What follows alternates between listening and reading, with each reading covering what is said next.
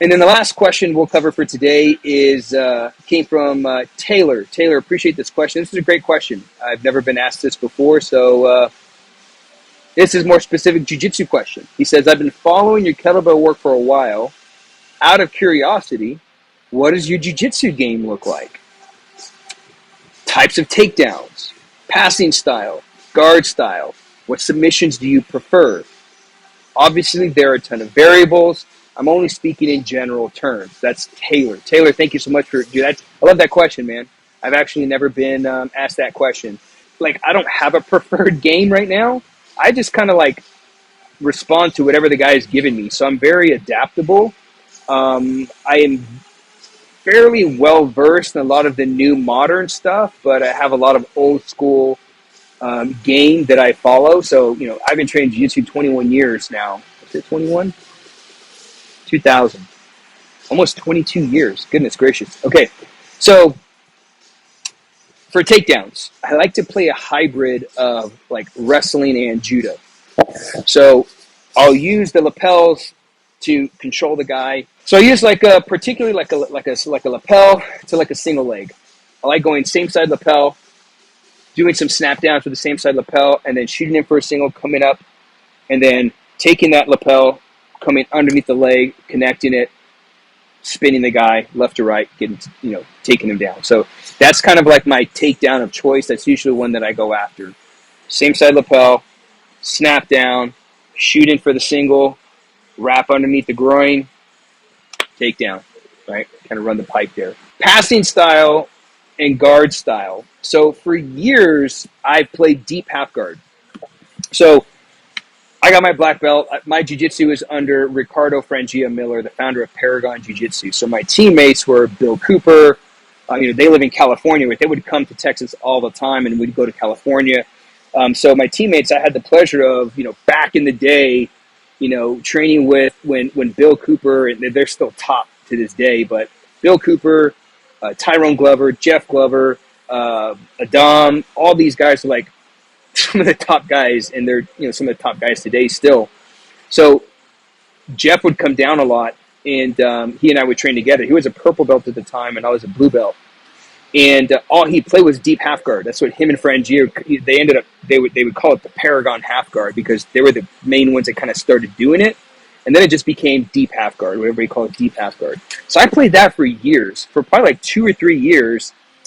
My coach that's here in Corpus, that he gave me my black belt with Frangier's permission. Aurelio Gallegos, he ran a Paragon here in Corpus Christi, and for years I would do a private with him every Saturday morning for about 2 hours, and it was just half guard. I was just enamored with the half guard game, and this was before deep half guard. So we would work half guard for 2 hours, and then we would roll. I started in half guard, and we just played from there. And then I started learning deep half guard from Jeff, and that really became my game from blue belt until brown belt. Was deep half guard. That was my game for years. Deep half guard, deep half guard, sweep, come up, etc. Passing style. So when I got my brown belt, I tore my meniscus like 6 months after I got my brown belt. So I got my brown belt in 2009. I was a purple belt for like 5 years. Not because I didn't train. I trained all the time. I trained like 4 or 5 days a week, some days, sometimes twice a day. But we didn't have a black belt down here. Frangia was in California, so I grew up in my jiu-jitsu years. We didn't have a black belt here. Like a black belt in Texas when I started there was no such thing. I think the only black belt at the time when I started doing jiu-jitsu was Carlos Machado, who had just moved to Texas after I started jiu-jitsu. And so he was in Dallas. But other than that, there were no black belts, when I started. So I was purple belt for 5 years, got my brown belt in 2009, April 21st, 2009, got my brown belt.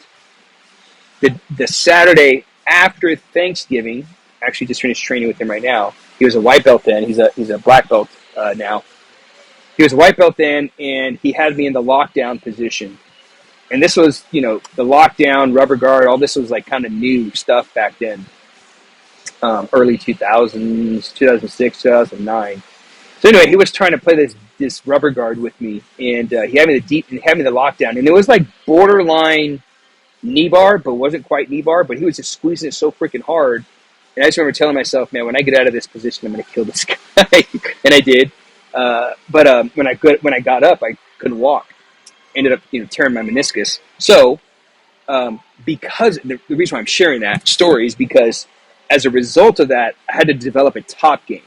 I couldn't play on my back anymore. Guys would push my ankles to my butt, things like that. I could not really play a lot of the deep half guard type stuff that I like to do because I had to be able to bend. Like some of the times I had to be able to pull my knees into my chest so I can kind of set up the hooks in deep half guard.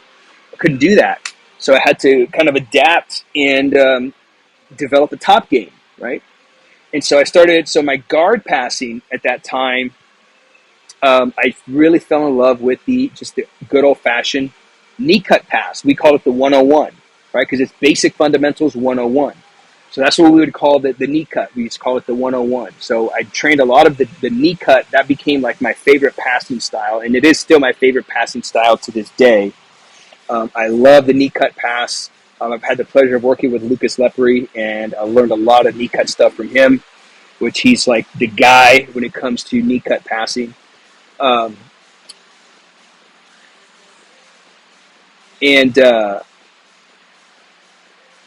knee cut passing became my passing style, which I guess would that be a variation of pressure passing? I like pressure passing. I like putting a lot of pressure on the guys as well. I like one of my favorite knee cut passes is I learned this. When I say learn this, I watched this, observed this from Leandro Lowe. He does the active post. So knee cut position, and instead of going same side collar, he goes cross collar, right? Cross collar, and then getting the forearm, cranking it across the neck, right? So they can't come up for the single, and then posting out, eventually controlling the elbow, smashing through, knee cut past that style. That is like one of my favorite pressure / smash passes, but from the knee cut. And then what submissions do I prefer? One of my favorite submissions is just something that I just understood it very well. I could hit it from almost any position, and a lot of people started catching on to this.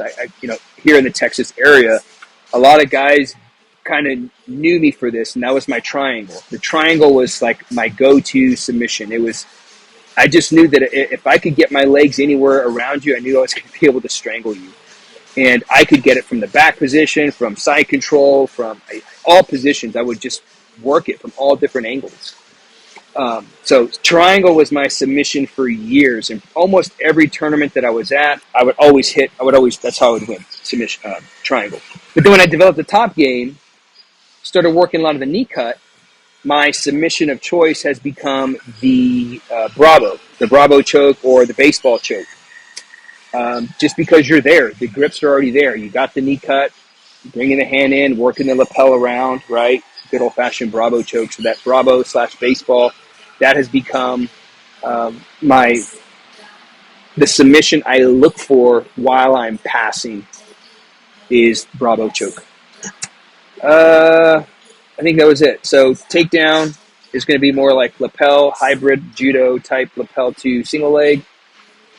Passing style has become more of like a knee cut pass, pressure pass, guard style, deep half guard. I still resort to a lot of deep half guard stuff, but I stay pretty well versed in a lot of the modern guard stuff. So I feel like almost a whole year, I kind of practiced and studied and used like Keenan's lapel guard, the squid guard, played a lot of that. If I'm in the closed guard and if they open my guard, I transitioned a lot to more of like a waiter style, like sweep from there. So it was, I was already kind of underhooking the leg, feet in the sleeve. So it was an easy transition to like lapel. So I stayed pretty well versed. So I'll play with some, lapel guard from time to time. I like doing a lot of the sit-up guard. I like the sit-up guard because the sit-up guard I can transition to deep half if I need to. But that's usually a lot of like my guard type stuff. And then passing has been more of like a knee cut pass. Submissions, triangle, for most of my practice, and then eventually I transitioned to like Bravo baseball style because the knee cut kind of became my passing of choice at that time.